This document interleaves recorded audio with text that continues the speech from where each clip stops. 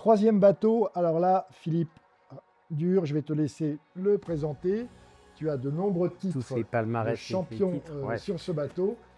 Qu'est-ce qu'un 6 mètres jauge international et qu'est-ce que ça représente pour toi? Ça représente toute ma vie. Parce que mon père avait un chantier naval, j'avais à Versoix. Puis dans la famille dure, il y a toujours eu un 6 mètres. Et moi, j'ai commencé à naviguer sur ce genre de bateau, j'avais 7, 8 ans.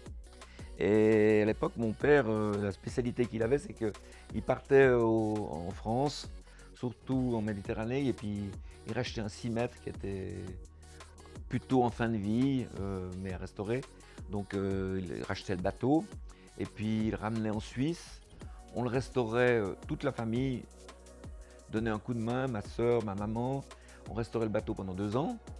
Et puis après, on naviguait pendant 2 ans avec. Et puis après, mon père, il vendait le bateau. Et après, tout le monde pleurait dans la famille. Et puis du coup, mon père repartait en chercher un autre. Puis on recommençait. Et on a fait ça 3 fois. Donc les gens qui disent qu'il y a deux bons moments quand on achète un bateau, c'est le moment où on l'achète, puis c'est le moment où on le vend. Et dans ma famille, c'était pas ça. C'était quand mon père achetait le bateau, tout le monde était content.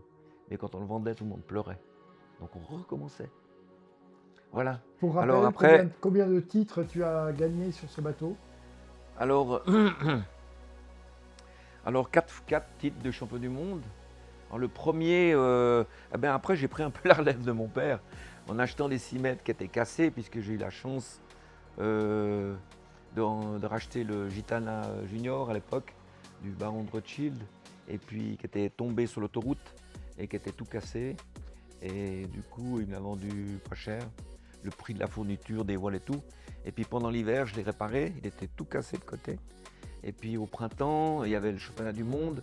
C'était un bordé classique, un bateau Non, de non, un bois? fibre, celui-là. Un fibre, Ouais, d'accord. fibre. Ok. Et donc j'ai réparé, on était au championnat du monde à Cannes en 85. Et il y avait 43 bateaux, dont 8 américains. Et là, on gagne le championnat du monde avec le bateau que j'avais acheté à Edmond. Et puis le soir même, je l'ai revendu à un propriétaire genevois qui l'a gardé 27 ans. Et avec l'argent de la vente, j'ai remboursé ma mère qui m'avait prêté de l'argent pour acheter le bateau à l'époque. Et puis, avec l'argent qui restait, j'ai construit un autre bateau qui s'appelait le Bip Bip, que j'ai fait dessiner par Monsieur Grobetti et que j'ai construit. Je voulais construire de mes mains mon bateau, mon 6 mètres. Et avec ce 6 mètres, en 87, on était à Oyster où tu vas aller cette semaine pour faire un cheval du monde. Astor Bay à New York. À New York, ouais.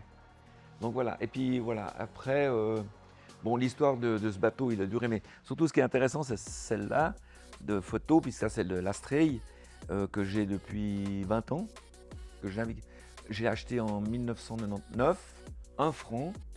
Il avait coulé dans le port de Christie, et parce qu'il avait coulé, ils l'ont sorti trop vite, et le bateau, il s'est ouvert en deux, il s'est partagé dans la sonde de la longueur, non, comme ça, et il était presque irrécupérable. Et le propriétaire était d'accord de me le vendre 1 franc parce qu'il était capable. Je savais que j'étais capable de le réparer. Il m'a dit, toi tu es capable, donc je le vends 1 franc. Et j'ai mis 3000 heures pour le refaire. Pour faire ces 3000 heures, j'ai mis 5 ans. Et je l'ai remis à l'eau il y a pile 20 ans cette année. C'est mon grand amour.